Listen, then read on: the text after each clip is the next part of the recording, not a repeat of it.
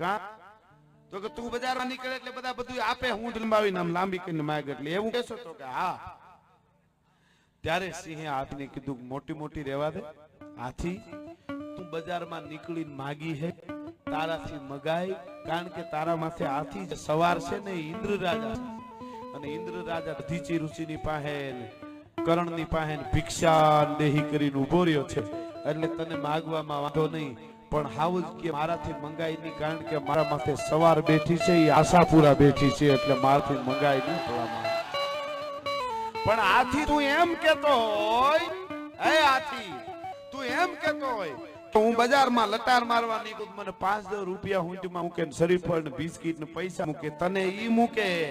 પણ સિંહ કહે છે હાથી હું કોક ની જામનગર ની રાજકોટ ની અમદાવાદ ની બજારમાં લટાર મારવા હાવજ કે નીકળી ગયો ને તો 1 કરોડ ની હવેલી